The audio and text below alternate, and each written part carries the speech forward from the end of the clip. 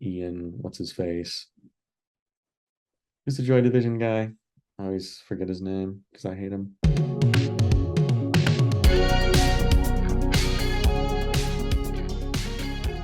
What's up, everybody? Welcome back to Tastes Like Music. Jason, Joe, and Krams are here. It is week 2 of Kramtober, the month in which Kram has chosen all of the artists for us to cover. Who did we do last week? Can't even remember. Husker Du. This week we are hitting Echo and the Bunnymen. 13 studio albums. A band that I enjoyed quite a lot this week. I knew a good bit of this, a nice chunk of it. I knew the original 5 records, and then I also was familiar with The Fountain and Meteorites. I listened to those back when they came out, so about half, and I really enjoy the part of the discography I knew, and was excited to get to the other stuff this week. How about you guys? Kram chose them, I'm sure, for a reason, so. Yeah, but first things first, a couple of in-house notes. I have an Echo and the Bunnymen t-shirt for those of you that follow the channel. I can't find it. I don't know where the hell it is, but imagine me wearing it. Also, going back to Husker Du, my least favorite thing the commenters do happen where 2 of us dislike something and then some yo-yo goes, I can't believe all these idiots hate Husker Du. I didn't hate them, man. What the hell? So pay attention in the goddamn video. If these 2 hate Echo and the Bunnymen, I still like them. All right, I picked Echo and the Bunnymen. I knew everything through reverberation, and then I also knew Flowers. I didn't know much of the other albums, so really only about half their discography. However, I did go, my introduction was songs to learn and sing or whatever the compilation greatest hits thing is. For a long time, I didn't know that was a compilation album, and I was like, man, this album is just like loaded. When I was like 19 or 20 and started getting into them, I was like, damn, this album just got it's so good. And then I was like, oh, okay, well, this makes more sense. But yeah, so that's where I'm at. I'm a big Echo fan. I was supposed to see them a few years ago and never got a chance to. So they're still one of the few bands that's like really at the top of my list. Joe is frozen, but he doesn't know. He's a stoic guy anyway. So let's keep on going here. No, I didn't freeze. I was just blanking out while you were talking about them. I think I knew a song, and I liked the song that I knew. Killing Moon. It's a great song. I'm done. I'm talking about it. Yeah, I knew it. Things are going south this week with Joe, and it's total BS. This is kind of a political move on my part for everyone that like prefers Joe to me. And he even talked about this privately when he was like, I don't really realize all the like indie cred everyone has like on this, our followers really like all this stuff. It's like, yeah, no shit, dude, because they're smart, cool people and they have good taste. And I am going to be the man of the people starting November 1st. Mark my words. All right, let's get into it. We got 13 records, so we're going to clump the bottom 3 together, blow through those pretty quickly, and then we'll go one by one through our top 10. Who's kicking it off? Probably Joe, huh? Get him out of the way. I think Joe's the surprise. So let's do him in the middle. You be the middle of the human centipede, buddy. You eat shit and give shit, so let's do it. I'll go first because I think I'm not going to be very surprising. We're going to knock off the bottom 3. There's 13 total studio albums. I think this one might be a little bit of a surprise as my least favorite, and I've got it at 2 stars. I've got Evergreen. I don't really like Don't Let It Breathe Now. I'm not crazy about the sound here. It's kind of puny and thin, and the drumming is poor. It's the only album that I think has pretty lousy drumming, and it's kind of like noticeably bad. The drumming is one of the most underrated aspects. Even after, what's his name, passed away, they still were like putting together really cool percussion on the later albums. You know, some of the arrangements and accompaniments sound puny, like the strings in My Time, and a lot of it's just not needed. I think they're really lost in the middle of like the early part of their discography where they have, you know, like the post-punk kind of sound, and then it blends into that more like heavenly sound. And then, you know, towards the end, they get really good, you know, and they're like post 2005 kind of releases of like doing this sort of like reminiscent, mature kind of sound. This one's kind of lost in the middle. The title track has some cool guitar. That's one of the only like good notes I have. It's very 90s production for like a sunny kind of pop rock record. Like there's a snare sound on Baseball Bill that is just absolutely terrible. It sounds like you're hitting a Starkist can. The passion's not here. There's nothing really eventful. The songs are kind of docile and boring. Forgiven is okay. I don't know. I don't get too much from this one. My number 12, I've got it at 2.5 stars. I have the newest release, The Stars, the Oceans, and the Moonlight, 2.5. Not really crazy about any of the reworking of any of these tracks. Absolutely none of them are better off now that they're done. I read that they were trying to bring this new adult perspective, this new mature perspective on these songs, which I think is just fundamentally a terrible choice because they were written while you were young and you were in a young frame of mind, and you can't just change the perspective. Like, then you just have to write a new damn song. I don't know why this project was even done, but the songs originally are still pretty good, so it's not really a terrible listen. It's not something I want to throw out, but I'm not going to go back to it. There are some nice moments scattered. There's some cool like symphonic and orchestral reworkings of stuff, but it's just kind of pointless. And then there's a couple of originals on here that don't really do it for me at all. So I've got that one at number 12. And then number 11, I've got one that I think Jason might like a lot here. I've got The Fountain. I've got it at 2.5. I thought it was a little bit dad rocky, a little bit kind of lame rockers without the bites. I think the romance and the gloom and all that isn't really there. Doesn't really have the reverb that I want, but the percussion on it is really good. Do You Know Who I Am? I think is one of their more or only insufferable songs. It's just like too sunny and perky. I want that celestial, angelic, dark quality that they pull off. Life of a Thousand Crimes is kind of cool and bouncy. That's one of the only songs that stood out for me. The title track's not bad. It's kind of nice and breezy. The guitar tones on here do nothing for me. It feels like it was just a programmed thing in the amp, and they were like, well, that's just good enough. We'll go with that. Everlasting Neverland is everlastingly bad. I'd rather listen to Everlast, and that's the last time we'll ever talk about Everlast ever. Really hated the melody and piano on Proxy. Nothing too eventful. So that's the bottom three for me. And then I think after that, it's pretty much all great reviews from me, or at least good reviews. So those are my bottom three. Okay, if you're ready for this, the bottom for me, I got Flowers. This, I'm kind of going to spoil everything. After they got back together, it is just some of the lamest, worst lyrics, most generic, third-rate U2 Bono singing. I can't believe how lousy all these records are. I think Flowers is the bottom of the barrel. His vocals are just awful. He is so lame on something like King of Kings. It's so like rhymey, and he's doing just like he's trying to be Bono, I guess. I don't know if he's really trying to be Bono, but they're so similar in the way they sing, and they kind of both have this attitude. But while U2 has like the Edge and Adam Clayton, they don't have anything to balance it out. So all you're getting is McCulloch, and just more McCulloch and more McCulloch. Make Me Shine is just terrible. There's lame sighing backing vocals. They're doing like a played out backward raga guitar. The lyrics, they're just disturbingly bad. Super Mellow Man is awful.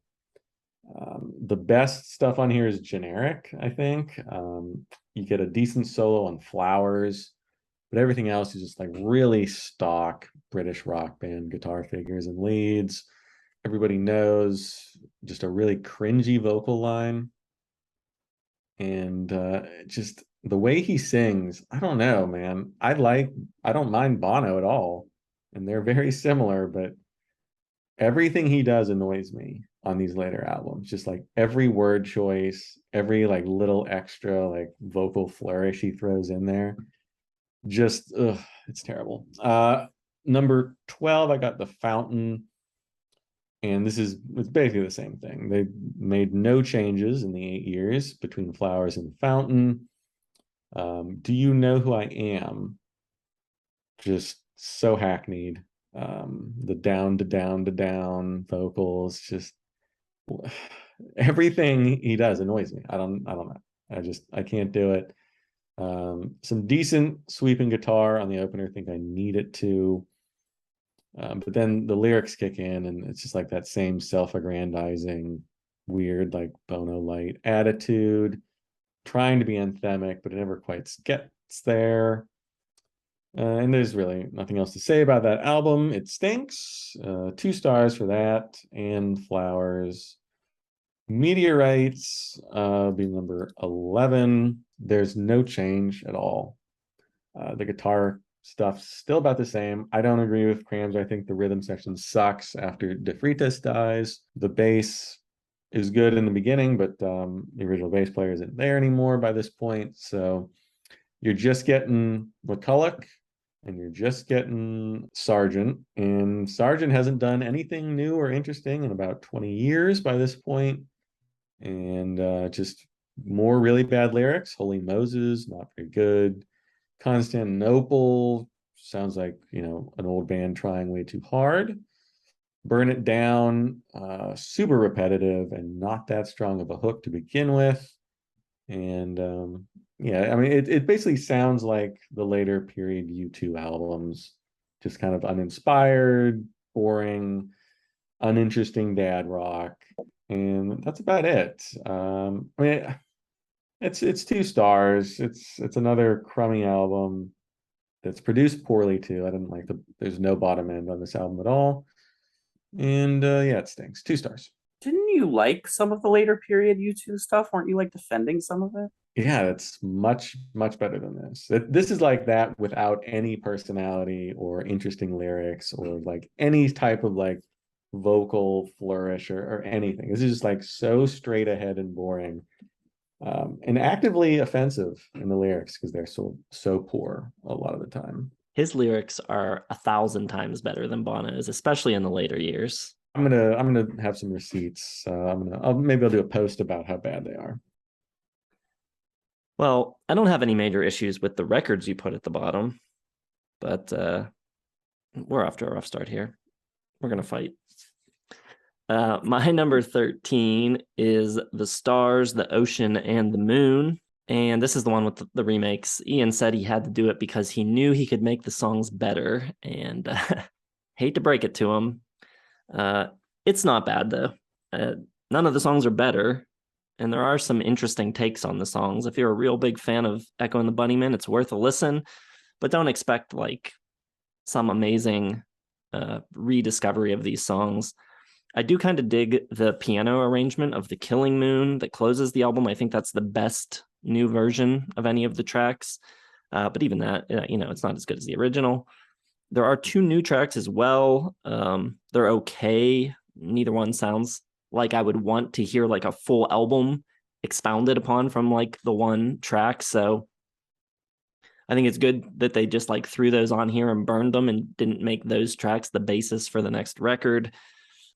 It's interesting, but it's completely inessential. If the 2 new songs were great, I might go 3 stars, but I think they're just okay. So I'm just going 2.5 on that one. Moving up from there, I've got the one that Cram said he thought I would love or like a lot, and that's The Fountain. I've got that at number 12. I think you guys are both pretty close to on the money for that one. Some of their weakest production in their catalog. It's kind of weird. It's like, in certain ways, rough around the edges. Like, I think the rhythm tracks are really kind of scrappy and almost sound like poorly recorded, the guitars and the bass and the drums. But then all the other overdub stuff is like really polished and like modern sounding, like the backing vocals and like production trickery type of stuff slabbed on top of this not so well recorded rock and roll bed. And it just comes off kind of sounding weird. There's this really big fat kick drum on Do You Know Who I Am, which makes the song sound like a pop punk song. It sounds like the production from an All American Rejects record or something. It's really strange. It does not fit Echo and the Bunnymen at all. Life of a Thousand Crimes has some really weird, almost pop-like production. Sounds a little like OK Go. Proxy has these really weird backing vocals. Even when they were doing their kind of like Britpop copying in the late 90s, I think they still sounded like themselves. They sounded like Echo and the Bunnymen. On this record, his voice still sounds like Ian McCulloch. He's still recognizable, but this doesn't feel like Echo and the Bunnymen anymore. This feels like kind of weird, misguided solo record a little bit. And on top of that, I think his voice sounds a little bit fried. I think he sounds a lot like Harry Nilsson did during the period where his voice actually was damaged, where he blew out his voice. So the vocals aren't great, especially on the closer, Idleness of God. You can really kind of tell. So 3 stars for The Fountain. My number 11 is Joe's Bottom. I've got Flowers. This is the 3rd post-reunion era record. I think it's perfectly fine, but I don't think it's as good as the 2 before it. It's a good sounding record, but I don't care much for the guitar tones. He's using tons and tons of like weird filters and phasers and flangers. Like you've got like all these like underwater sounding guitar effects throughout the whole thing. I don't know. It's almost like he got a hold of a multi-effects processor or something and just went wild with it. And, you know, he's so good at like in the early years making guitar textures and just like layering things and coming about it real organically. And on this record, it doesn't feel very organic. It feels like he's cheating or something. It just sounds really phony, dialed in, like boxed, straight out the box type of guitar tones. It feels a little cheap, but I still think some of the songs are decent. Make It Shine's pretty good. Buried Alive is cool. It has this really laid back feel and pretty cool Ebo guitar lead on it. I think Everybody Knows is kind of a nice bouncy rocker with a really buoyant bass line. But then the guitars come in with like this choppy Doppler effect, which is really overdone. I don't know. I think it's a decent record. I think the songs are okay, but there's nothing much that stands out, and the guitars really kind of bother me on it. So that one's 3 stars as well. Love Ebo stuff. All right, let's do the top 10, one at a time. My number 10 is Reverberation, and I've got it at 2.5. This is my last 2.5, so I got 9 albums, 3 stars and up. 2.5 is still decent.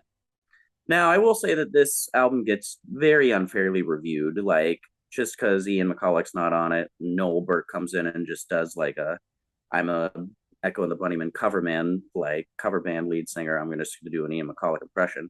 People, like, bash the hell out of this album. And I don't think Noel Burke does a very good job. I heard worse singers. But he doesn't have a lot of control in his voice, and he really just, like, the impression is just not there. The passion's not there. But I think the musicality on this album is perfectly fine. The drumming's not as good. Like, none of it is disastrous. I like the guitar tones. I think the songs are actually pretty good. I think Gone, Gone, Gone is really cool, actually. I kind of dig Enlighten Me. I like this thin sound. I always have, always will. I just think it's obvious that Noel Burke is trying a little bit too hard, and it kind of is distracting when you're listening to the songs. But it's not a totally lost cause. I actually like Cut and Dried a lot. I think it has really classic Echo vibes on it. And I would have loved to hear these songs with Ian McCulloch singing them. Like, if you give me this album with him, I think it would be pretty good. I just really like the sounds. You know, I love the auto harp in here. I think King of Your Castle is kind of catchy. And I think after this album, they kind of abandon this sound and get more into kind of like a bit more basic, just kind of straightforward rock and roll. Like the jangliness and the post-punk psychedelia and the whimsicalness, it all kind of disappears for the most part. And they just become like a standard mellow rock band with some good tunes. I love like just like the darker, gloomier, more celestial sound, and doesn't have that really after this. I do hate how he sounds on Freaks Dwell. Like, that's him trying to be really artistic and impressive, and it doesn't work. But I think Sergeant's still doing some really cool stuff here. Like, his guitar tones and his swells and his textures are really cool. The noise is great. False Goodbyes, I think, is good. Like, I don't think it's a terrible album. It just has a very, very bad wound on it, which is the lack of Ian McCulloch. And yeah, that's that. 2.5. For a long time, I called this album Reverb Nation, but it's Reverberation. All right, my number 10 is going to be the remake album, the worst type of pointless reimagining. At least, I mean, I'll take a covers album, I'll take a Christmas album. Usually, over these like reimagining our good songs now we're old and bad. And every single song on here is not as good as the original. That's, you know, almost a guarantee with these things. That being said, I do like the actual original more than almost every other track I've heard um, post comeback. So I think the somnambulist, that's a tough word. Somnambulist, which is sleepwalking, is pretty good. I actually dug that one. But everything else, it's kind of pointless. It's just one of these, let's make some money off our old tunes, and 2.5 stars because it's like a greatest hits, but slightly worse. All right. Next up for me, this is where Cram gets mad at me, but it's clear sailing from here on out. But I think it's one of the more overrated records of all time. I've got Crocodiles at number 10. Recorded in 3 weeks. Sonically, I think it's pretty plain. The production is kind of flat and dull. It's probably the least tuneful of all of their albums. Not very memorable songs. So in that regard, one of their weakest efforts. However, it's not all bad. I think individually, everyone here is performing really well. I think Ian's voice is really cool on this record. It's a little bit more youthful. The rhythm section, I think, is great, playing some great grooves on tracks like Rescue and Do It Clean, which I think is only on the US version of the record. And Stars Are Stars. They also give you like some slightly more off-kilter rhythms on something like Read It in Books. The album also introduces you to the really unique guitar approach of Will Sergeant, who I think I put in my 80s fantasy band during the original run of the Albums of the Year series. I think he's a really cool guitar player. So I think as individuals, there's a lot of cool stuff happening, and musically it's kind of interesting. But I just don't think the songs are there yet, and I think it's a little bit of a weak sounding record. I don't think the production is very interesting at all. So this is a 3-star record, but they would improve greatly and quickly. So stupid. All right, number 9 is Siberia for me, and I've got it 3 stars. I think it's a good album. I don't hate their comeback stuff nearly as much as Joe. I don't hate quality music as much as Joe. Thinner sound than the records that would come after. I really like Stormy Weather. This is one of the only albums where I think Ian is kind of mixed a bit improperly. A lot of that reverb is gone. He doesn't get a lot of layering, not a lot of doubling. There's a little bit of gristle on him. It's got more of a live band kind of feel, almost like their version of like a bar rock scene with like just more rawness to it. But I really do like the alluring lead guitar tone. I think All Because of You Days is really endearing. It's a bit soft and cushy, like a big dramatic pillowy album, but I kind of like it. Of a Lie, I really like the acoustic guitar there. It's just a pretty unpretentious, likable rock tunes. Like they've matured. They know they can't do that like desperate urgency that they used to do. I really dig Scissors in the Sand. It doesn't touch their best work, obviously, but I do think there's a lot of really good bass work on here. It's just good, simple rock tunes. What If We Are? And it's just, they don't have to write great songs for me to get into these albums because I just love his voice. He's got one of my favorite voices ever, and I love their sound generally. I love Sargent's guitar work for the most part. So that's just always going to elevate everything. Like I would much rather hear them do Foo Fighter songs than the Foo Fighters just because I like the way they sound as a band.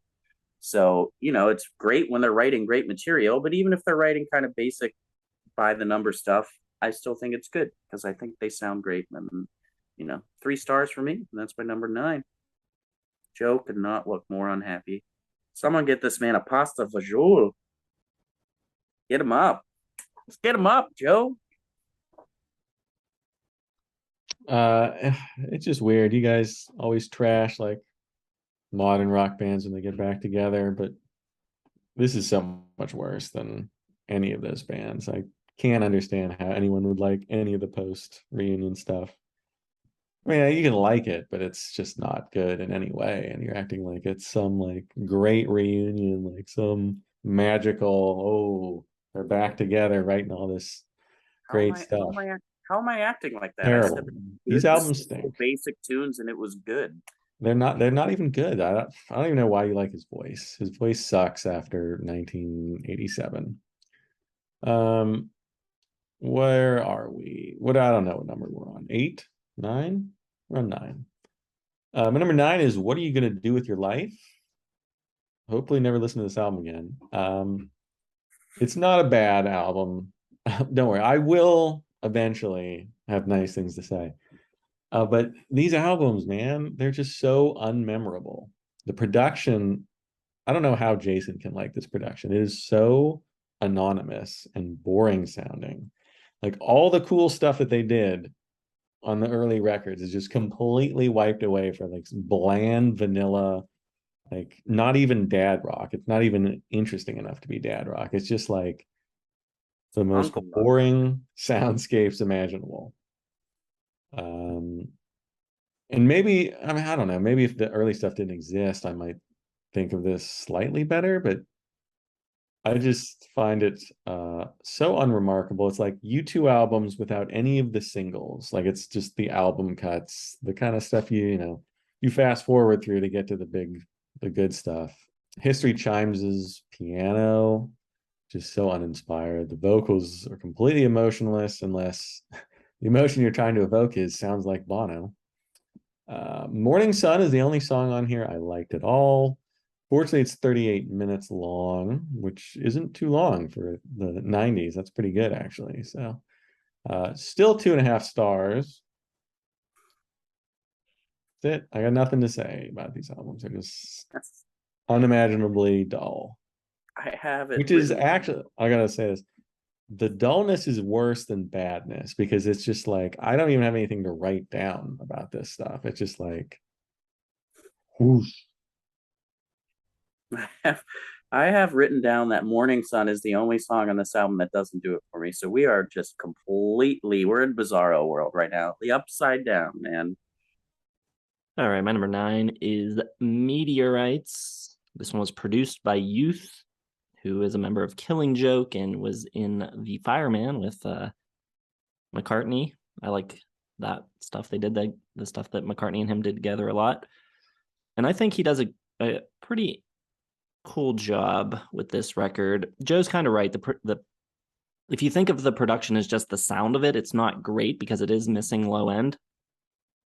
But I think as a producer, he does a pretty cool job of like taking them out of the sameness that they kept kind of like repeating themselves.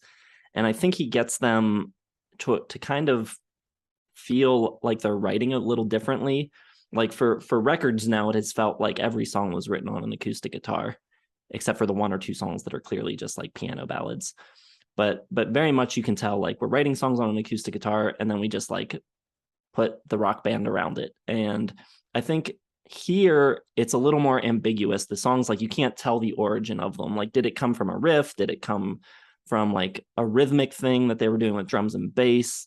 Like, it's not so obvious, just like singer-songwriter or pop rock. So I think bringing Youth in at least got them out of that comfort zone, which I think was needed at this point. You know, I think even a song like Burn It Down, which does kind of have that like acoustic guitar feel, is really big. It's kind of like grand and epic, and it's got like the big orchestration around it. So I think it works pretty well. The record, I will say, is pretty front loaded. The title track, Holy Moses and Constantinople, are probably my 3 favorite songs on the record. And they're the first 3 tracks. So it does drag on a bit after that, but I do like the production. I think it's a big improvement over The Fountain, even if it doesn't reach the heights of their late 90s stuff, which I like a good bit. But I think it's decent, and it's an interesting new direction. 3.5 stars for Meteorites. Yeah, I have Meteorites number 8. I've got it at 3 stars. I think it's good. And I'm pretty much in agreement with your review of it. I do think they're doing some interesting stuff and not writing like just kind of like, this is the album that sticks out to me as having some more of their spreading your wings and seeing what they can do in the studio. It's got more of that heavenly sound back. It's very sweet. There's some really cool symphonic qualities on it. It's like really passionate and wide open. Yeah, Holy Moses has big late era U2 kind of feel to it. I'm not really crazy about the subject material a lot of the times. I don't like when people write about like this ancient religious realmness and all that. But I do love how the vocals sound on this album, especially on Constantinople. And there's some really cool, like heavy, big drumming on it. Like just like the percussion they came up for this is really good. I think the mix on this album is great. Like everything just sounds really good. I love the way it sounded through my speakers. Just don't really think it's their best batch of songs, but I do think it's one of their more interesting late period albums. Is This a Breakdown? Is a really cool little groove on it. And yeah, I didn't really know how to put it, but I like what you're saying. Like they had a different approach on how to write these songs. You can't really come up with the origin of it. I like that. I think Lovers on the Run is especially really cool. I like that little Spanish guitar hook on it. Starting to sound a little bit like classic Echo. The song has that great bass boost on it and crashes and everything. It comes frequently, creates that like stormy kind of feel, which I love when they do that. I do think some of it is maybe a little bit overproduced with the strings, like on Burn It Down. I think that song would be much better if it was kind of soft and delicate and quiet.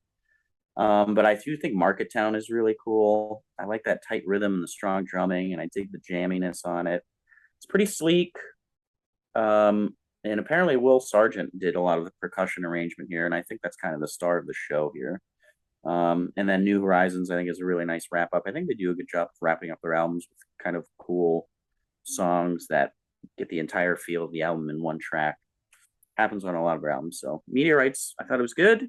3 stars. It's not some magical, crazy, rejuvenated, like, let's get the band back together, marvelous thing. I never said that. It's good. It's 3 stars. That's it. It's number 8. It's not life changing. Gaslight me, punk.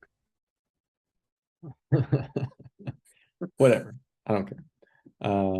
My number 8 is going to be Siberia. And I don't know. I feel like the band's a little more laid back. And well, by band, I mean Will and McCulloch here. But I think for the first time since the Freitas passed away, I actually noticed the rhythm section being decent. And I don't know, I think McCulloch's just not trying quite as hard. I don't know, it just seems a little more natural, a little less like they're trying to do special stuff and just letting the songs flow. But it also sounds exactly like U2, and McCulloch sounds exactly like Bono here, more than ever, probably. And Will Sargent's fine, but he's no Edge. And there's no edge to this album, except for on Parthenon Drive, which is nice. I really like the pulsing bass line. It's really the first bass line I've noticed in 20 years, basically, from this band. 18 years, maybe. And that's all I have written. It's another album that's just I wrote down it seems more laid back, decent rhythm section, which I think, normally it stunk for the past 20 years. I don't know what the hell they've been doing. They never hired like a full band. They didn't get a bass player, a drummer, anyone. So they're just doing the same thing over and over. But I don't know, for whatever reason, I put this album ahead of the other ones. It's still 2.5 stars though. So I just so bland, so bland. Joe's just bitter because he wanted to listen to the Always record 10 more times, and he couldn't because he was being forced to listen to this. He listened to it 12 times, by the way, which he said in the review, which is ridiculous. I don't.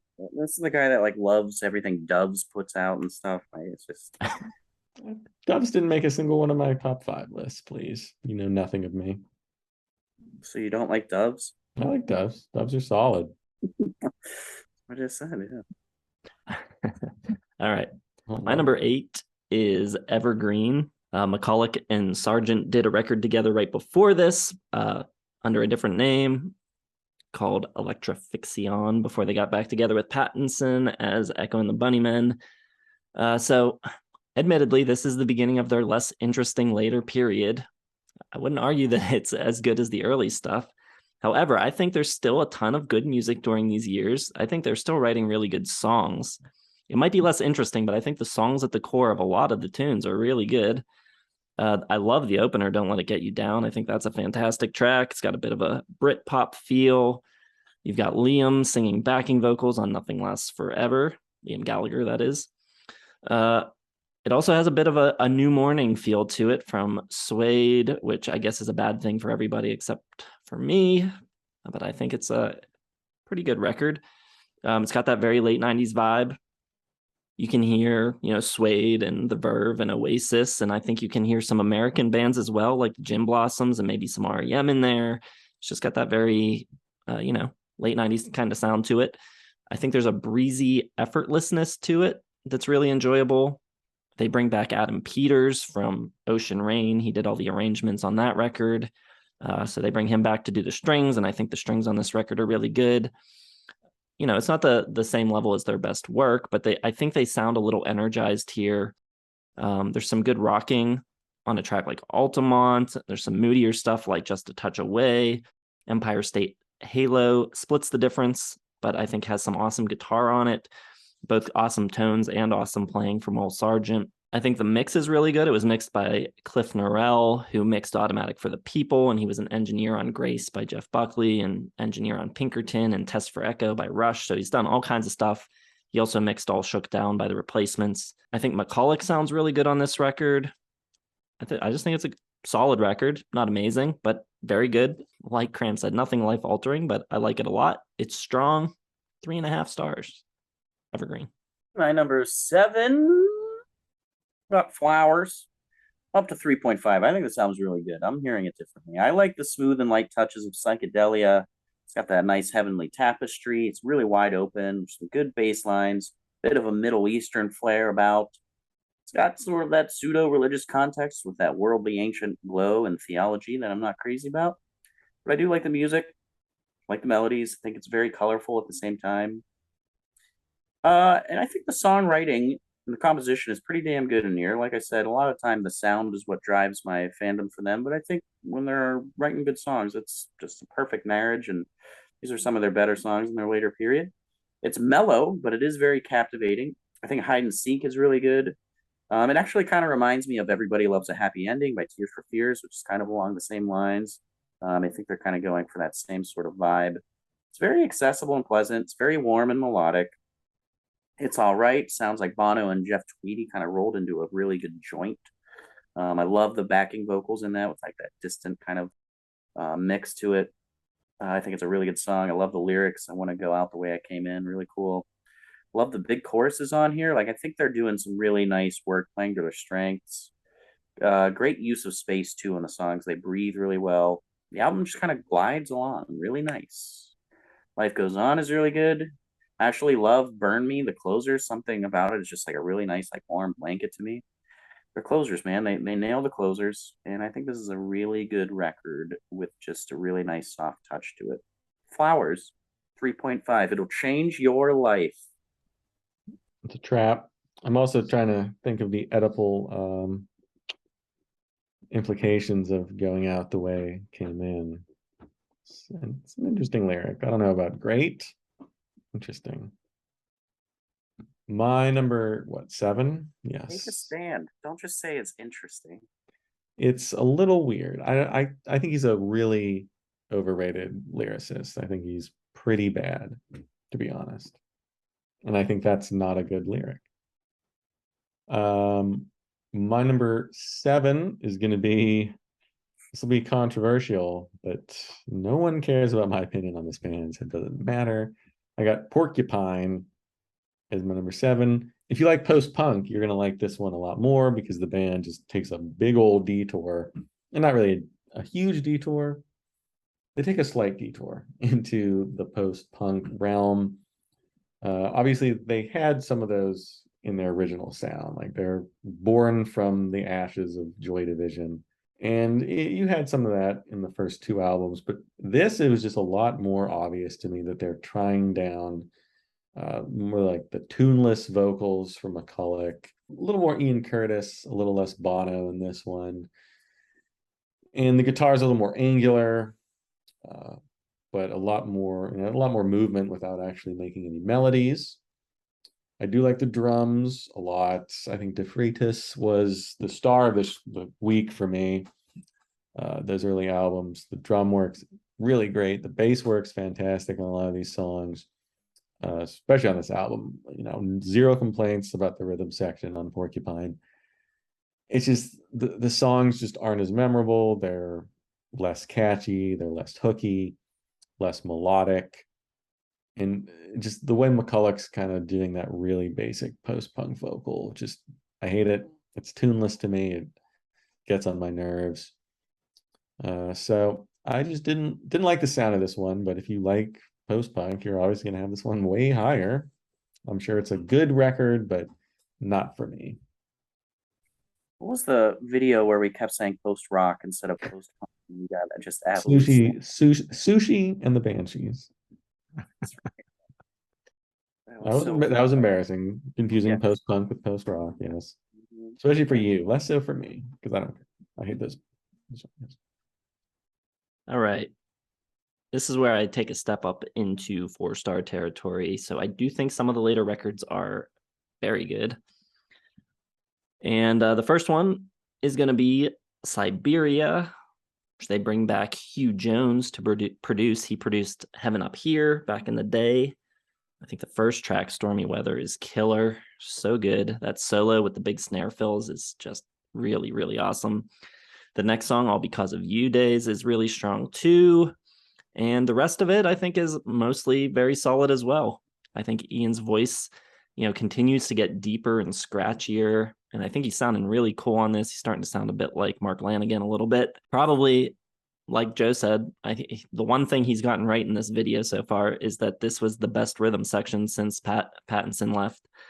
They got Simon Finley on drums, Peter Wilkinson on bass, and there's some really cool bass work on Parthenon Drive. And I think they each contribute parts that have like real impacts on the songs. It seems like they're almost part of the band. There's some really cool drum parts. The drums on the title track almost feel like a Freitas part. Much more memorable songs than they had on the previous record, Flowers. Make Us Blind and Everything Kills You is a good 1-2 punch in the middle of the record. Sergeant's guitar work is sounding a little reinvigorated, I think. I mentioned the cool solo on Stormy Weather, but his playing on Sideways 8 is really great as well. Scissors in the Sand has a really cool riff on it, played with a really cool guitar tone. I think that's a great song. The whole record rocks a little harder than they have in a while, feels more like a band again. I think they have at least a little of their edge back on this. I think the songs are good, and there's at least one that's great. And all in all, a very strong effort. I think it's really good. 4 stars. Siberia. It's Siberia. All right, number 6. This was the really nice moment for me this week. An album from a band I love that I'd never heard, and I loved it. I'm going 4 stars, which means it's great, and it's a later period album, and it's called What Are You Going to Do With Your Life? I thought it was great. I don't think Jason has talked about it yet either, so it might be coming up because it's a great album, Joe. I love the title track, and I love it as an opener. It's not like a classic opening sounding album, or it's not a classic. It's not a classic sounding opener, but it works really well. And this album is just so like effortless and calming. I love the wall of sound coming from the guitar, and it has one of my all-time favorite bass tones scattered throughout, that more elastic, higher pitch on it. The acoustic guitars are just so angelic. I love it. It's a very sweet and soft sounding album, but with a lot of punch. It's an album that looks back and assesses, and it's like life lessons and what we've learned and all that. So it's got that matureness that Ian like really is in love with in these later albums that he wants to pull off. It's full of like these bittersweet realizations, and it's actually quite beautiful. Rust, the song Rust is a great example of this. And the star of the show for me on the album is the horns that come in. So unexpected and just so awesome. I was about to say rivaled only by Blur's use of horns, and I think Joe's head would just explode off if I said that. So I'm gonna pull a Trump move here and say it without saying it. That horn and Get in the Car is awesome. I love that song. I'm getting Britpop vibes all day on this record. A lot of the songs just have like that driving off into the sunset with your wind in your hair after a big dramatic positive like life experience kind of feel. I think Baby Rain is great. I like the piano ballad, History Chimes. His voice sounds so good on this album. I don't think he sounds that different from the early stuff. It's mixed a little differently, and it's a little bit thicker, you could say, but I think he's still got the chops. yeah, and just so unexpected with this horn stuff, and it just totally works. When It All Blows Over is really good.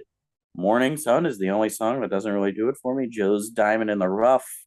But yeah, and then Fools Like Us, strong way to finish. I just really love this album. I thought it was great, unexpected, didn't see any of it coming, and I thought it was great. It's my number 6 at 4 stars. I don't know if it'll ever climb higher than that. I think this is 1999. So 4 stars could throw that in like the top 20 for 1999 if I'm looking at my stuff right. But I'll stop now, Joe. Thank God. Andy Gill for The Independent wrote that album has all the appeal of discussion with a career advisor. And I have to agree with him on that one. I think it's a hilarious little blurb. Critics didn't like it. I don't know why you guys do. My number 6. I'm gonna go. Well, I'm still on 3 stars. Who am I kidding? I got Evergreen, 1997. I would say it's a pale imitation of Britpop. It has some of the, sounds of Britpop. It sounds like it's from 1997. There's some good tracks on this album. Some songs I really liked. Others I just found really cloying and bad and just terrible lyrics all over the place, but it's decent. I Want to Be There When You Come. That is just hideous lyrics right there, but it does have some great guitar in there. I do like the strings. Strings sound great, but lyrically and just vocally pretty lousy. Evergreen, again, lyrically, vocally kind of lame, smug and boring. The lyrics are trite. They're very unoriginal. Just the rhyming of evergreen and evergreen. Just who thinks he's a good lyricist? My God. The guitar, no, please, come on now. The guitar is great though. Sergeant lets loose. Some cool solos, much needed on that. All Fly Tonight sounds like good Britpop. Great strings. It kind of brightens the Color by Number lyrics. Some nice guitar arpeggios. I like the fierce, overdriven pre-chorus as well. It kind of busts into this big, fiery chorus. Really cranks up the overdrive on that one. Fuzz a little bit. Nothing Lasts Forever.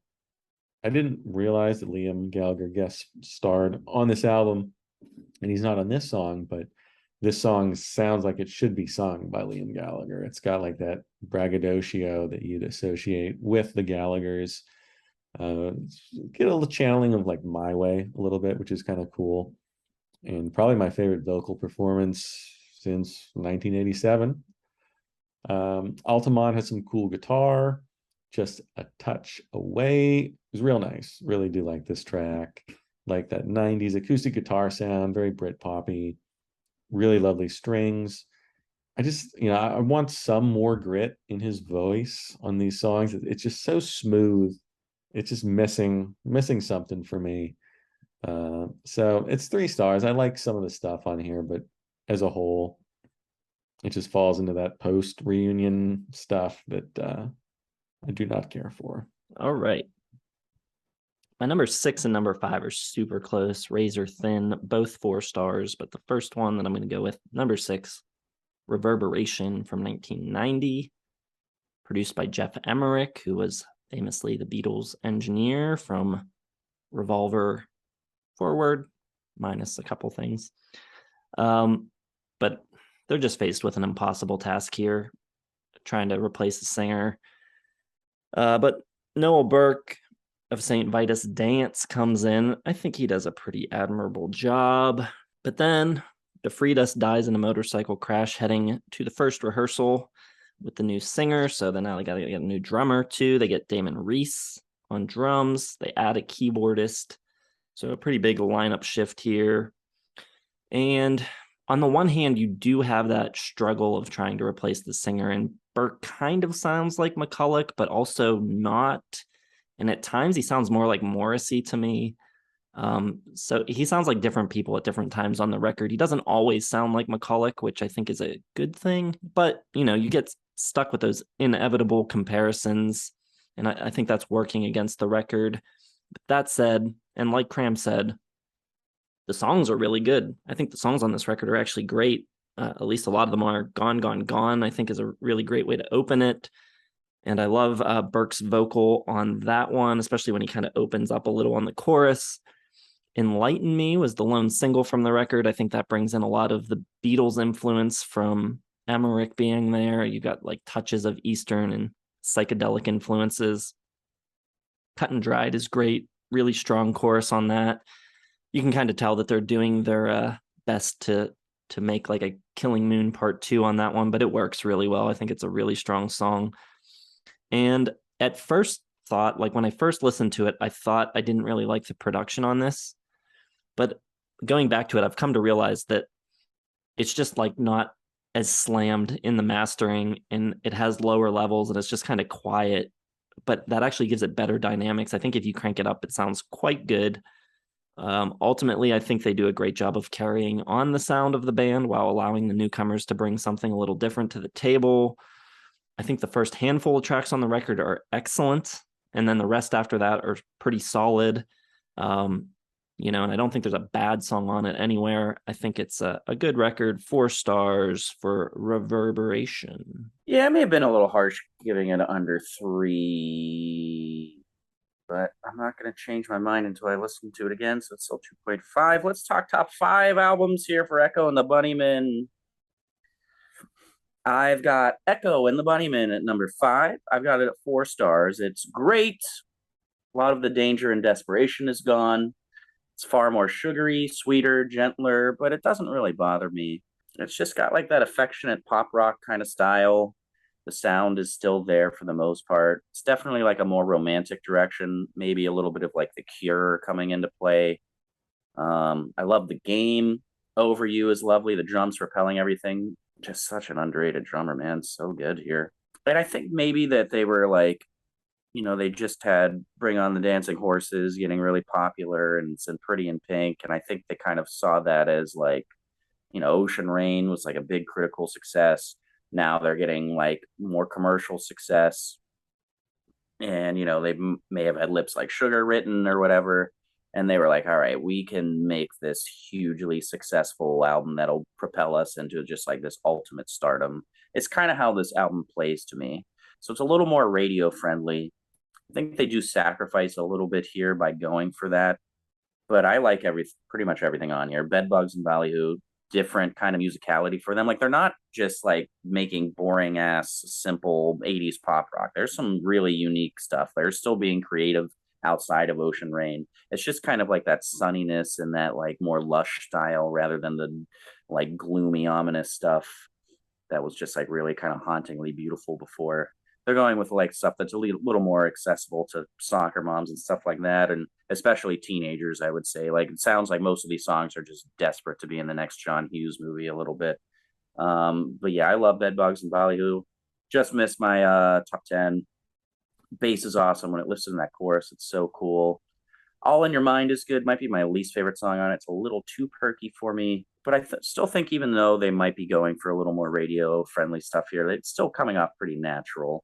Bomber's Bay is pretty cool. Lips Like Sugar is great. He sings with just like this really cool alluring sex appeal on it. Bassline is great, and that big vocal explosion in the chorus is just wonderful. I think Lost and Found is really cool. There's some really cool keys on here, and the key sounds are great. The drum sounds are just perfect to me on this album. Really cool solo. New Direction, pretty jolly. Maybe a little too much. Blue Ocean, I think it's just fantastic. So picturesque, and the keyboard on it is so great. Satellite is rocking. Another song named Satellite. Good Lord. Satellite is the most titled song in friggin' history. Or untitled might be the actual winner there. I don't know. But All My Life is a really cool, change up at the end. Pretty fun, great jangliness. Synth work and the strings is good. I think it's a really pretty, affectionate album. 4 stars for me. I think it's great. Okay, top 5 for me. I'm going to go with Reverberation from 1990. They get a new singer. And it's funny, when I was listening to this, I was like, they can't replace him. Like, I don't even want to know what this is going to sound like. And there's no way it's going to be as good as the later albums when he comes back. I was so mistaken. I wish he had stuck around because I like his style much better than anything they would do after this with McCulloch. Obviously, the previous stuff, he's not as good as that. And so it is a big change sonically. He doesn't sound like Bono so much, but he's just like, he's too generic. He sounds like generic British singer guy. Like you bring him in to just like, finish the album. Like he's just gonna lay down the vocals. He's not gonna do anything crazy. He's not gonna be all over the place. Just a solid British singer guy. And that's fine because I think the songs themselves are quite good. It's weird how that happens when McCulloch leaves. I don't know. I guess Sergeant was writing most of the songs at this point. Some really good vocal harmonies on this album as well. The lyrics are a little ordinary. It kind of, trails off of self-titled, which was kind of moving away from the gothic, darkness and all this other stuff to sort of more normalcy. And this continues this. There's no like crazy switch back to the gothic post-punk stuff or anything like that. It's it's about love and men and women and kind of boring stuff. So I don't think there's anything like spectacular about this album, but I think it sounds really good. I think the bass work is good. I do miss De Freitas, obviously. His drumming is fantastic, and RIP to him because it is immediately noticeable when he's not on the album. And it runs a little too long. The last couple songs are like all 5+ minutes, and it's drags a little bit. But Gone, Gone, Gone, Enlighten Me, Cut and Dried, King Your Castle, Devilman, I think it starts off really strong. I was gonna go 4 stars, and then it kind of faded a little bit. So I'm at 3.5, and it got really bad reviews, and I think that basically just caused the band to break up and reform later. But I think if critics could go back in time and review this, they'd obviously give it a higher grade because it is better than anything they would do afterward. And it's a shame that this lineup didn't get a chance to explore and do some new stuff and more stuff down the road. But what are you gonna do, right? 3.5 stars for Reverberation. Not bad, not bad. Joe, if you don't have a Halloween costume picked out yet, I think British singer guy is the one you got to come up with. British singer. All right. All right, my number 5 is What Are You Going to Do with Your Life? And I think it's really, really good. And critics might not have liked it at the time, but time wounds all heals, Joe. And Time Joe just heals all wounds. Yeah, I said it backwards on purpose. Oh, that's clever. Joe just loves to be in step with critics, doesn't he? Really likes to pat himself on the back when he finds someone that doesn't like what he doesn't like. It's always a calculated move to have just at least 51% of human beings agreeing with Joe rather than 49%. But anyways, I think this is a good record. Pattinson leaves the band. They continue as a duo using session players. And you would think that could be a strong argument against the later era of the band, because I think early on each member was so important and really integral to the sound. And the records were really rhythmically interesting early on, and admittedly far less so later on. They start, like I said, building all of the songs basically around acoustic guitar, strumming type of open chords. So maybe it's hard to even look at these later records as actual Echo and the Bunnymen records, but for what they are, I think they're really well done. The title track here is just an awesome piece of songwriting. I think it's the beginning of McCulloch sounding more like Mark Lanigan, getting this deeper, rougher voice. The production sounds great, probably a step up over what it sounded like on Evergreen. Rust is like pre-Coldplay, which sounds like an insult probably, but I mean it in the best way. I think they are really nailing that kind of post Britpop sound.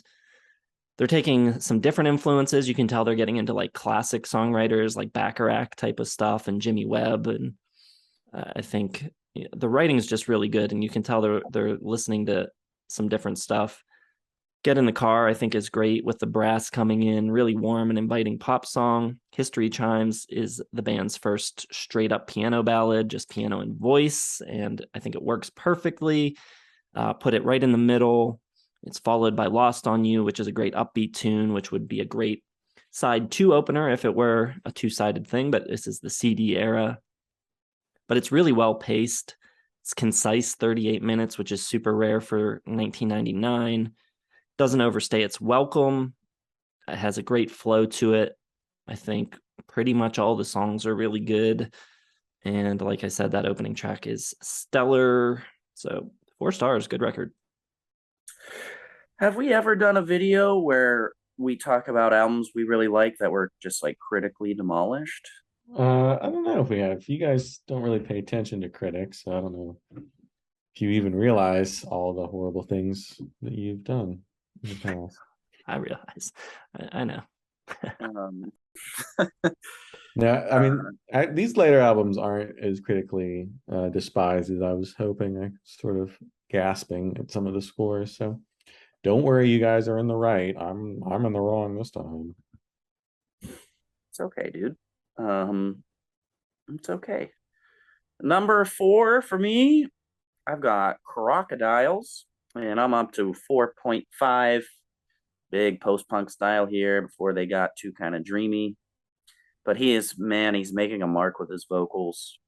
I love Going Up. I love guitar work. He uses so many different techniques. Like, he's it's one of those guitarists that hears all of the guitar parts and the whole sonic noise they're all going to make together before, like, he just comes up with a riff. It's so cool. And reading the reviews from critics, they always are a lot of Jim Morrison and comparisons, which I don't think there are quite as much. There are moments, but I think if there's an album where he's like really emulating him, it's probably this one mixed with like some Ian Curtis, maybe a little bit of like David Byrne at times. But man, like some of those like really stabbing, like ice pick scraping kind of like guitar work, like the solo on Do It Clean, so awesome. There's just a lot of really good pressure cooker energy here and controlled chaos on this album. The urgency is just what I love. It just sounds great.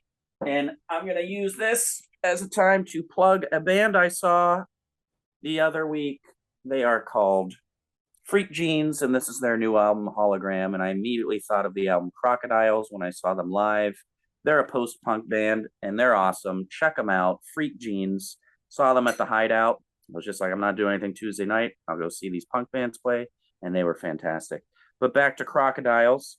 Just a lot of really cool, desperate energy. I love it. There's like ominous doom and pressure, and everything's like strenuous. It's awesome. Stars Are Stars is great. Pride is really cool. I love that jazzy, cool bass. Touch of new wave flair on here, which I don't think it's talked about a lot from the critics, but I definitely think it's there, which makes them a little unique. You get even like some like Andy Summers kind of guitar playing with like those little pinching like tones on Pride. Monkeys is a cool song. I love the bass line on Crocodiles. It's a lot of fun. Like, they're not just like this stiff, really serious band. They're still like having fun up there.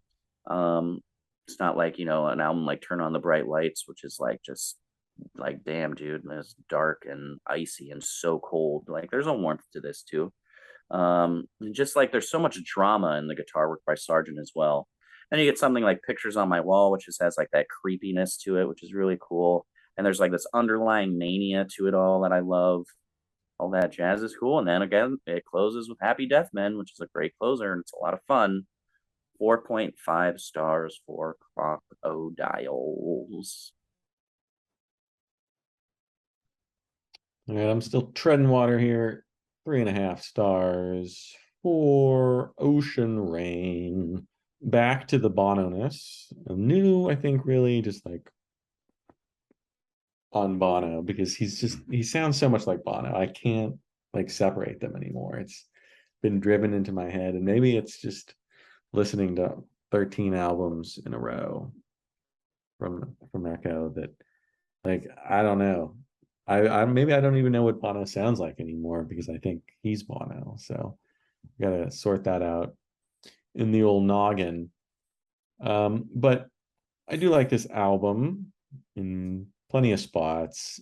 It's much richer, much less post-punk than they were doing on Porcupine. It's bigger and lusher. There's some hints of brightness and poppiness, no longer so monotonous. Silver has a really great sound. The orchestral stuff, lovely. Great orchestration all over this album.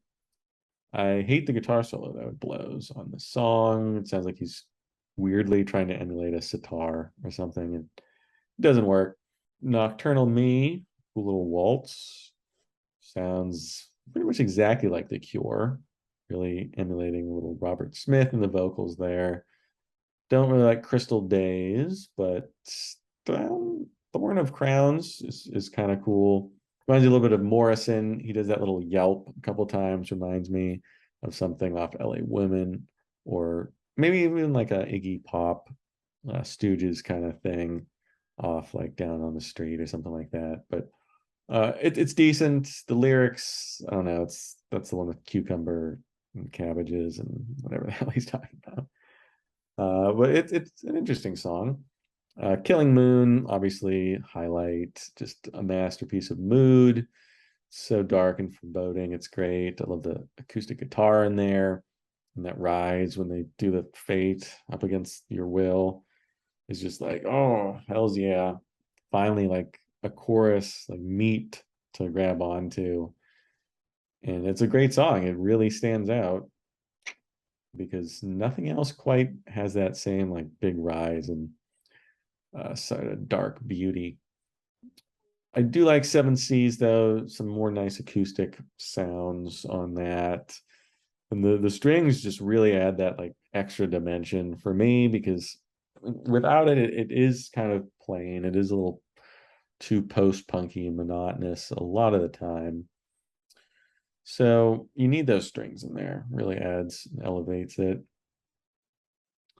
But as a whole, I don't know. I mean, other than the Killing Moon, Seven Seas, I'm not going to come back to this. This is a greatest hits kind of thing.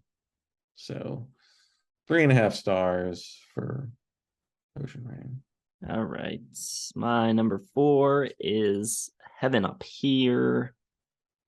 Bigger, fuller production than on the debut. I think Ian is singing with a lot more bravado, becoming more commanding, just a more of a presence as a front man.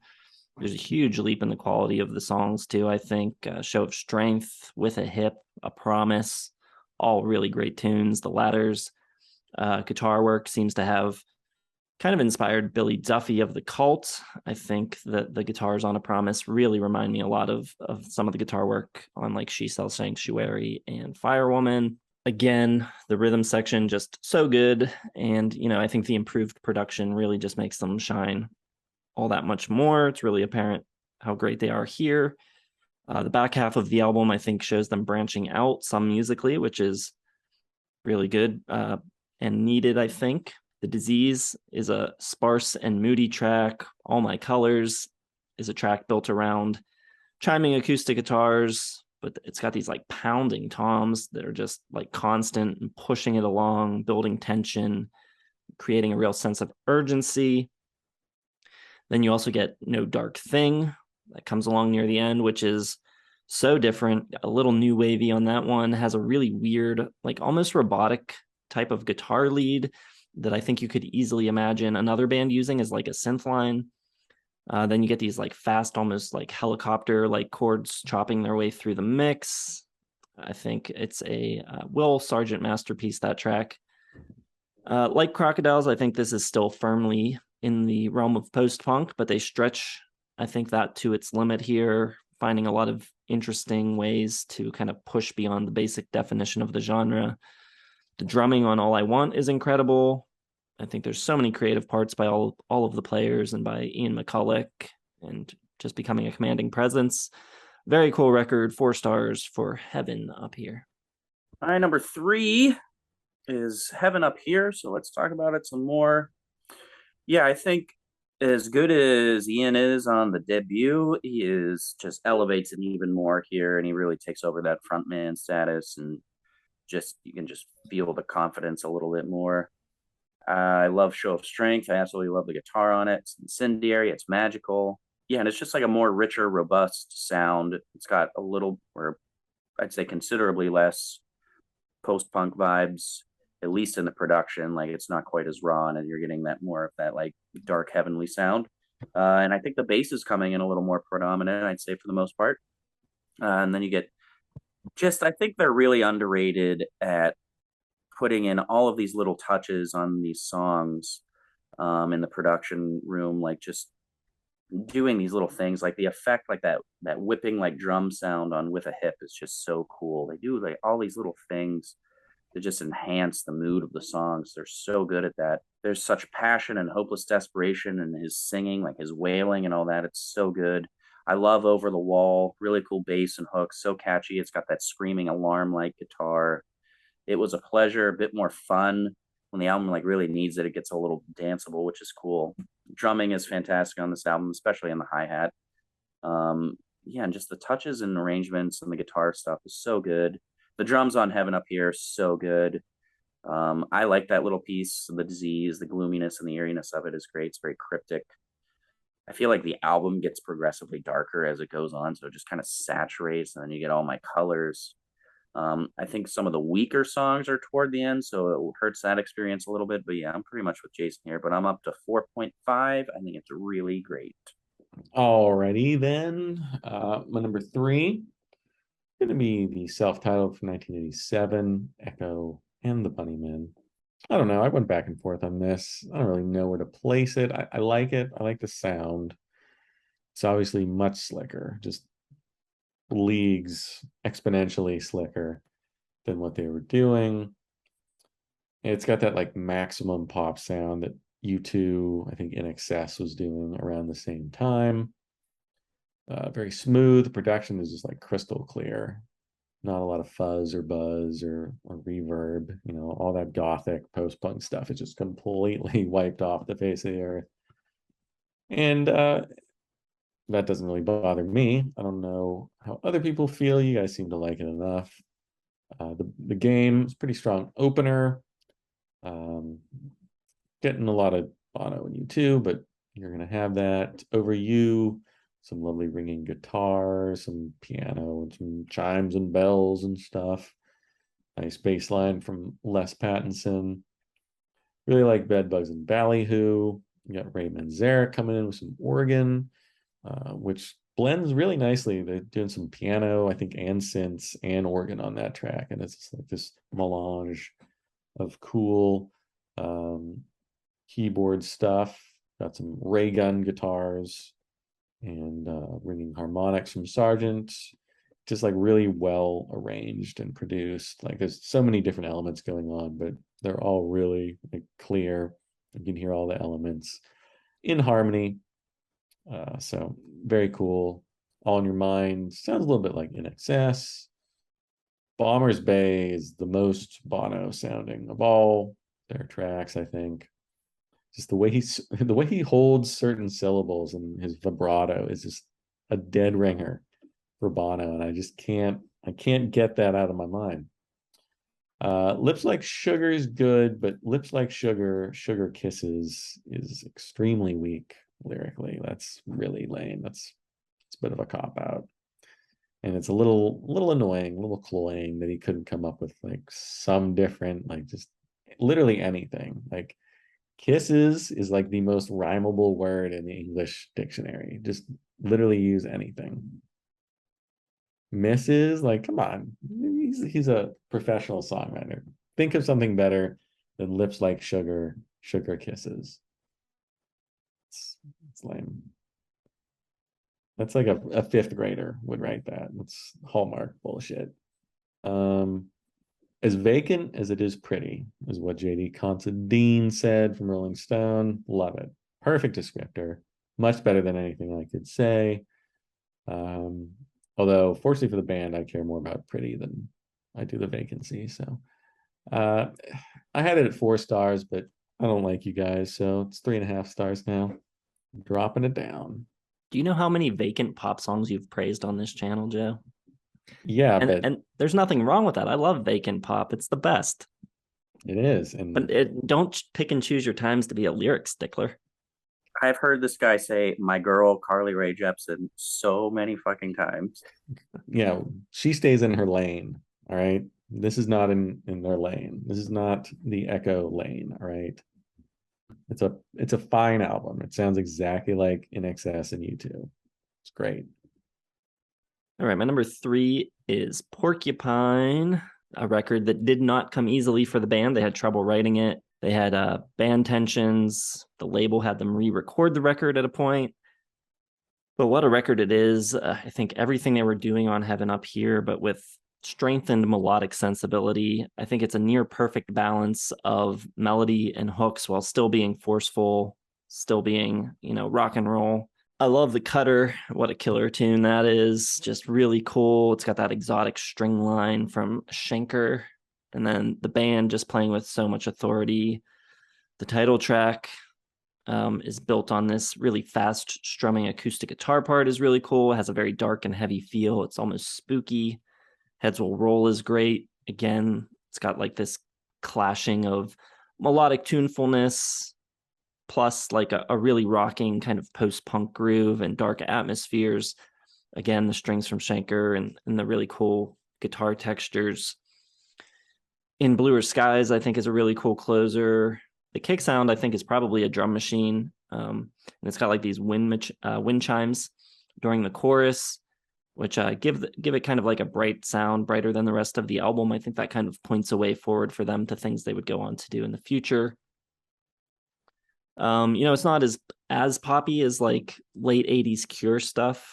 It's a step or two below that, but if this was a Cure record, it would be like a great bridge between the top and Head on the Door. It's kind of in that it's middle ground where, yeah, it's kind of post-punk, but it's also got a ton of melody and it's really memorable. So yeah, I think it's great. 4.5 stars on that one. Porcupine is my number 2. I've got a 4.5. The Cutter, man, so cool. What a cool song. Awesome mood shift in it, which is not easy to do. The Back of Love is rocking and fun. My White Devil is really heavenly and crystally and getting that angelic sound. And they're really having fun playing with more instruments here and just little moments to enhance songs like they always do. It's so good. Clay has that really cool burning guitar current, maybe done with an EBow underneath it that just intensifies the song really well. Like they're just masters of mood with their songs. Title track has some great acoustic work that fills the air in the room. Really love how the second half of that gets so intense. It's a pretty intense record. Heads Will Roll. String part is just fantastic. Strings on this album are just unreal. Get those cool little flickering little guitar touches. Those like slightly Middle Eastern little hooks. Ripeness indulges in the new wave fun a little bit. I think this is probably their most eclectic album where they kind of bounce around a little bit, but they still have like a common motif going through it. Higher Hell is really cool and gloomy. Bluer Skies, like Jason said, fantastic closer. Really cool too, because it's just like the percussion and the claps are like leading the charge. Yeah, I don't have much more to add. I think it's awesome. I think it's got like this cool like venom to it a little bit. Like might be their darkest album a little bit. Hard to say, but yeah, it's just these 4.5 albums for me are so close to 5. And really the reason why they're not 5 is they're just missing like some of my all-time favorite songs. But they're just such quality listens for me because I just love this sound. Like this might be my ideal sound.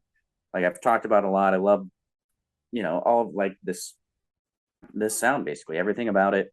If I had to pick one band in like one era of a band where it's like, what's your favorite sound ever? It might be this era of Echo and the Bunnymen. I just love it. So that enhances everything. The albums go by like that for me. I get so immersed in them. 4.5 for Porcupine. Porcupine. All right, my number 2. This is close because I don't know what the original track listing for this album is. It's possible it could be my number 1, but I don't know. I think I was listening to the US version, so whatever. It's my number 2. I got Crocodiles, the debut. And I like this one. I think it's very good. I think it's 4 stars. I think it's a superb introduction. I love that he doesn't sound like Bono. Like he has this really, it's a little grittier. It reminds me of like Bryan Adams, actually, like in the future. Like it's got like this very indie vocal style that doesn't sound like anybody else. It's not post-punk, it's not monotonous. It's just his own thing. And this is by far my favorite vocals of the entire catalog, entire discography. On this one, I love the fade in on Going Up. It's a great way to introduce the band. I love the drums and the bass on this album. Really great. I think the production really suits them. It's dark, but Freitas has just such a cool, just big sound. The bass from Les Pattinson's all over the place. It's post Joy Division type of bass work, but there's like a little bit of punk in there too, which I really like. And Sergeant, he hasn't refined his style, but he's doing so many different things. You can really hear like future, like, I guess with the Edge, they're kind of doing them at the same time, but got some of that similar style with the Edge. Some of the stuff you'll hear from like Johnny Marr in a couple of years. Just a lot of cool, interesting textures. Nothing super fancy, but he's always moving around, trying new stuff. And I think the guitar works really good on this album. I like Do It Clean a lot. I don't think it's on the original album, but you got some synths that come in on there, which are a nice little surprise, little sweetness to the darkness all over this album. Villiers Terrace has some jangly piano on it, which is a great sound. Read it in books, Rescue and Crocodiles, all just like really dark and swaggering. Hugh's guitars just ring out beautifully through like the darkness, which is great. It's very gothic. But I don't know, there's something about McCulloch's vocals on this. He's just got like more of a swagger, which I really like. It's never annoying. It's not like a Bono swagger. It's like a dark indie, like not mainstream kind of vocal performance, and it works. I think it's great. The songwriting isn't quite as good as it would be later. They're not quite up on the melodies and everything, but as far as the sound goes, I really like everything they do on this album. So 4 stars for Crocodiles. That's refreshing. Thank God I have something to not hate Joe about this week. All right, at least you got Heaven Up Here at number 1 and not that. My number 2 is one that I saw people guessing would be my number 1, because Jason always just puts the pop album at number 1, I guess, but not this time. I got Echo and the Bunnymen, self-titled. I love it. I think it's great. It was produced by Laurie Latham, who we ran into during Stranglers Week. He was chosen to produce because Ian McCulloch loved the production on Skin Deep, and rightfully so. That is a great song. And yeah, I think it's, the more straightforward pop approach on this one. Probably disappointing for some after the artistic high watermark of Ocean Rain, but the songs are just so darn good. I don't know how you could not enjoy it. So catchy, so melodic, so well produced, so much interesting stuff happening sonically in the arrangements. Probably, almost definitely their most keyboard heavy album. There was a whole controversy going on within the band with the Freitas quitting before the recording began. They did some sessions with David Palmer from ABC before they brought the Freitas back, but he was only brought back as a hired gun. He wasn't a full-time member.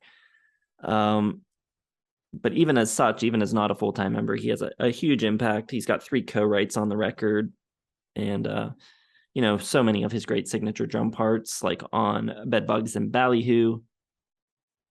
Lips Like Sugar, of course, a great 80s pop hit, but you've also got tracks like The Game and Bomber's Bay, which I think are excellent. Cram called out Blue Blue Ocean, which is so good. I love the keys on that track, especially. As far as like an alternative band that was born of post-punk making a pop forward effort, I'd put it up against just about anything. I'd put it up to the late 80s Cure, It maybe doesn't have the variety of something like Kiss Me, Kiss Me, Kiss Me, but I think the songwriting is every bit as good. I think the production's maybe even better. I love All My Life, which is a great track from the sessions they did with Gil Norton. I think it makes a great closer. I just think it's super enjoyable, super easy listening. I think it sounds fantastic. Laurie Latham's production is excellent. It's just a bunch of good songs. Maybe not as, artistic or as interesting as the record I have ahead of it, but I just think it's really, really good pop record. 4.5 stars for the self-titled. Yeah, and my favorite Echo and the Bunnymen album is that just artistic achievement, deluxe, Ocean Rain, 5 stars. This is a masterpiece. This heavenly sound is where it's at, dark and hollow and gloomy, with its reverb drenched, desperate, hollow, big vocals. And I love it. Silver is terrific. I love his singing rhythm on it. It's like he's preaching. He's so confident. This is one of my favorite vocal albums of all time. I think he's just on fire here. Like he's your priest on this album. It's so good. It's so sincere and forceful and earnest. There's excellent instrumentation and production. The electric kind of sitar solo on Silver is really cool. The strings are absolutely beautiful. You can definitely get some Doors influence on Nocturnal. Crystal Days rules. I love the drums on it. It's got that like weird Rickenbacker type guitar sound.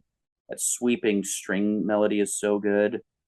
The Yo-Yo Man is super cool. I love that ghostly like pan flute that comes in. Everything just has such a cool touch. Like they use everything on the canvas to paint the pictures of these songs. Everything's so gloomingly cryptic yet beautiful and angelic and heavily. Then you get those intimidating strings on the Yo-Yo Man. Like it's just everything's so bombastic and it's awesome. Just the mood and the color is just perfect. The guitar lead and the vocal performance on Thorn of Crowns is so spectacular. Definitely getting like the Jim Morrison yelps there. Killing Moon obviously rules. There's like a sexuality to these songs just from the swagger of Ian McCulloch. Like it's done with so much like just confidence and like there's a sultry sound to it. Seven Seas is awesome. Like these are not like pop songs, but they're done in like a pop song manner where everything's just like perfectly crafted and everything's just so convincing. I'm just like totally captivated by what this album has to say. I used to not like My Kingdom, and I hate myself for that because I love it now. It just missed my top 10. I think it's beautiful. I think it's a terrifically written song. It would sound good stripped down and just on a piano or acoustic guitar. The sparseness of it is perfect. The album is just so enjoyable. It flies by. You're totally immersed by the sound of this album and the songs. Ocean Rain sounds great. Those reverb soaked vocals. It's just my sound. It's tailor made for what I like. I think it's a perfect record. 5 stars, not a dull moment. I used to have it at 4.5. I may have mentioned them in the artists that we love that don't have a 5-star album. It's definitely 5 stars now. I don't remember the last time I listened to it all the way through, to be honest, but this was just, it just washes over you in this awesome wave. It's so terrific. 5. Easy 5. Easy. Easy. Congratulations to Kramzer. Always exciting to introduce a new 5-star into your your discography of listens, into your scrapbook. I don't know. What do you call your into your rate your music list? I don't know. Whatever you use. Word document. Yes, into your Word document. My number 1, I got Heaven Up Here. I think it's a good album. I think it's a very good album. I really like the sound of it. It moves a little bit away from what they were doing on the first album, but in some ways it just kind of tightens it up. He does sound like Bono though. Like this is where I noticed it, and this is where it just like all went wrong for me. It's Echo and the Bunnymen as far as I'm concerned. It's just like it's too much there. I can't get it out of my head. Which makes sense. They both, were scavengers of like that Joy Division sound. One went the U2 way, and Echo went more gothic, maybe a little closer to the post-punk sound. So whatever. They just I gotta get through this. I do like Show Strength a lot. This album has a lot of like jittery energy, which is cool. underneath like the big Gothic soundscapes with a hip. Kind of continues that. It's got this great plotting, and usually don't use plotting in a positive light, but the plotting, like repeating bass line, is like really spooky sounding. And Sergeant is doing such cool stuff with the guitar. This is his best guitar track. It starts out with this like little spindly figure, and then it goes into like this strobing part in the chorus. And there's like jangle stuff in the post chorus. Like he goes through like 5 different styles within 1 minute, and they all sound really cool. So much variety. Really, it was like, wow, he's doing stuff that shouldn't be done for years. So major props for that one. I like the Foreboding Over the Wall a lot. Kind of the same script. It's got like a repetitive bass line, ghostly guitars, but there's some really cool synths that get added in there. And the big vocal hook over the wall really allows McCulloch to open up and emote and like just bring in all the emotion, which is cool. I don't think they do that much on Porcupine, but they get back to that on Ocean Rain. And the drums are just monstrous from the Freitas, of course, just a big Gothic anthem. It's great. Promise, he's kind of, I don't know if he's like purposely doing it, but he does sound like Robert Smith a lot there. Like the whole song really has like this Cure vibe, which is fine. I mean, they're very influential. But I do notice like so many different styles that McCulloch's going into. It's not just Bono on this album. You get the Robert Smith. You kind of get a little bit hint of that like gritty indie rock frontman from Crocodiles a little bit. So it's not quite as annoying, the vocals for me anyway. And great rhythm section again. DeFreitas, Les Pattinson, fantastic work all over the place. The title track especially. More cool guitar noodling from Sergeant. And on a lot of these tracks, like the songs will simmer and like bubble and like they never boil. Like it's like this wave, you're waiting for like that anticipation and like that big chorus to come. And it's just like, it doesn't come, but it's cool. It kind of keeps you in suspense. It keeps you in the dark mood, which I like a lot. And it's just a cool album. All My Colors, especially that drum intro is like so big, like you just know that song's gonna explode, and then it doesn't. Like it's complete misdirection, which I'm kind of annoyed at because you get like that softer acoustics and piano. It feels like a metal song. It's just like about to erupt, like a Megadeth. It sounds like that Megadeth song, but then it kind of pulls you back in with this smoother, softer sound. So I thought that was pretty cool, though, the way that they pulled the rug out from under you on that. So 4 stars. It's close to 4.5, but I'm gonna stick with 4 for having up here for now. So that leaves me with Ocean Rain, which I love. Everything up to this point was building towards this, and everything peaks at once. The songwriting is incredible. The orchestrations are incredible. They use a 35-piece orchestra. You've got a couple of engineers, Gil Norton being one of them, and on the record it just says everybody involved produced it. So I guess they're the producers as well. He's one of my all-time favorite engineer producers too. So I think he has a big impact here. The use of the orchestra is perfect. Not subtle at all. Very, very prominent orchestrations, but it never feels intrusive or overdone. It always just like feels like the part that's supposed to be there. DeFreitas's drumming on this record, I think, is spectacular. It sounds like he's playing most of the record, or at least about half of it, with like bundles or maybe brushes. He's got this really light touch, but he just comes up with the most incredible parts that really serve the song so well. The Killing Moon, obviously the biggest hit here, and with good reason, but I think Crystal Days, probably even a bit more sugary and catchy, a really great pop song. The orchestration on Yo-Yo Man are excellent. It's got like a marimba or maybe xylophone mixed with harpsichord, which is a really cool section. They've got these fast string stabs in there as well. The Killing Moon, I think, is just one of the best track of the 80s.